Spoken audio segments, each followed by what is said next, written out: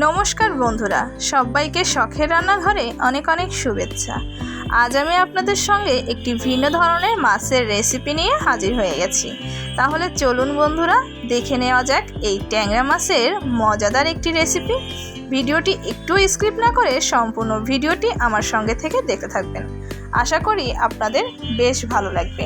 এর জন্য আমি প্রথমে ট্যাংরা মাছ নিয়ে নিয়েছি। ট্যাংরা মাছগুলো ভালোভাবে কেটে ধুয়ে পরিষ্কার করে নেব। আমার মাছগুলো কাটা হয়ে গেছে, আমি এখানে মাছগুলো নিয়ে নিয়েছি।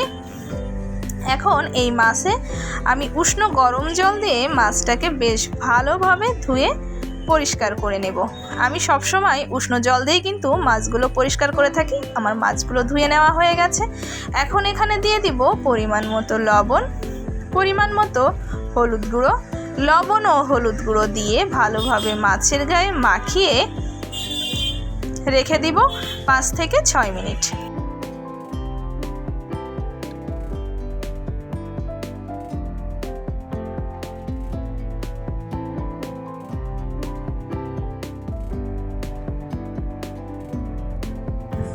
আমি চুলায় কড়াই বসিয়ে দিয়েছি, তাতে দিয়ে দেব বেশ কিছু পরিমাণ তেল। তেলটা গরম হয়ে আসলে সামান্য লবণ ছিটা দিয়ে দিব। আর আমাদের কিন্তু এই ট্যাংরা মাছ ভাজার ক্ষেত্রে একটু সতর্কতা অবলম্বন করতে হবে, কারণ ট্যাংরা মাছ কিন্তু প্রচণ্ড রকমের তেল ছিটকে আসে। তাই খুবই সাবধানে এই মাছগুলো দিয়ে ভালোভাবে উল্টে পাল্টে ভেজে নিতে হবে। আমি মাছগুলো সব দিয়ে দিয়েছি, এখন ভালোভাবে ভেজে তুলে নেব।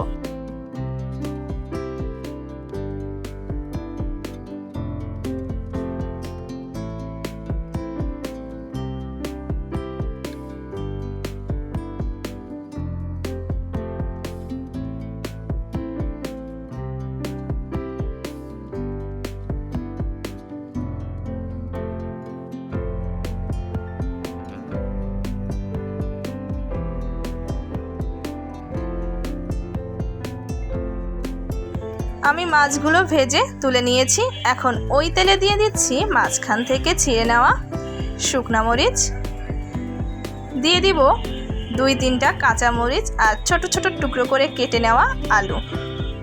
সব কিছু হালকা নাড়াচাড়া করে কিছু সময় ধরে ভেজে নিব।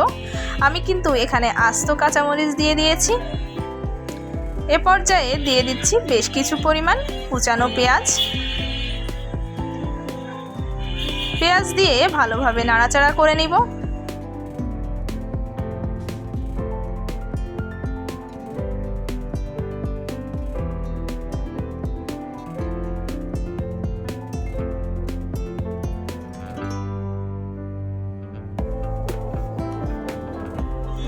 আলুগুলো ভালোভাবে ভাজা হওয়ার জন্য সামান্য পরিমাণ লবণ আমি এখানে অ্যাড করে দিয়েছি। এখন দিয়ে দিচ্ছি পরিমাণ মতো হলুদ গুঁড়ো।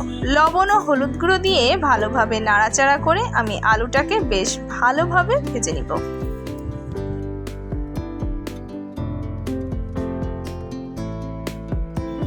এ পর্যায়ে আমি একটি পেস্ট এখানে ব্যবহার করেছি। এই পেস্টটিতে আছে জিরা, চীনাবাদাম, নারকেল আর আছে কিছুটা আদা। সব কিছু দিয়ে বেশ ভালোভাবে একটি পেস্ট আমি এখানে তৈরি করে নিয়েছি। সামান্য মশলা ধোয়া জল দিয়ে ভালোভাবে আলুটাকে কষিয়ে নিচ্ছি।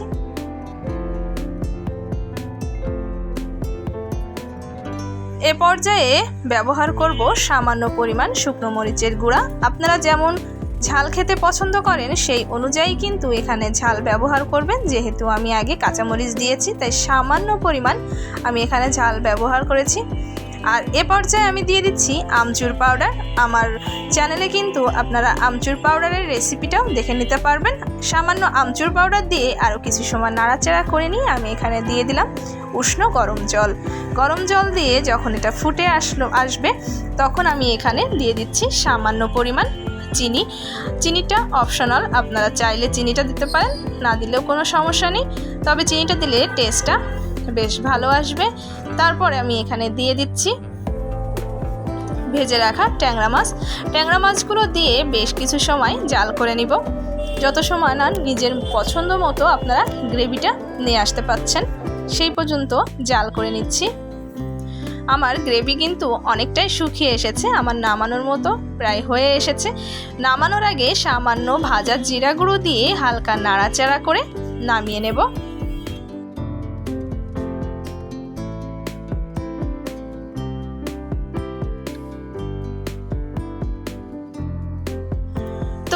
আছে মজাদার নারকেল বাটা এবং আমচুর পাউডার দিয়ে ট্যাংরা মাছের রেসিপি। এটা কিন্তু খেতে অসাধারণ লাগে। আপনারা যদি এইভাবে আগে ট্যাংরা মাছটা না খেয়ে থাকেন তাহলে আমি বলবো অবশ্যই একবার ট্রাই করবেন। আপনাদের এর স্বাদ কিন্তু মুখে লেগে থাকবে। আর এভাবে যদি খেয়ে থাকেন অবশ্যই একবার কমেন্টস করে জানাবেন ভিডিওটি কেমন লাগলো। কমেন্টস করে জানাতে ভুলবেন না। ভিডিওটি ভালো লাগলে লাইক, শেয়ার, সাবস্ক্রাইব করে আমার পাশে থাকবেন। আজকে এ পর্যন্ত। আর সহজ উপকরণ দিয়ে সহজভাবে রান্না শেখার জন্য আমার সাথেই থাকবেন। সবাইকে অনেক অনেক ধন্যবাদ। টাটা।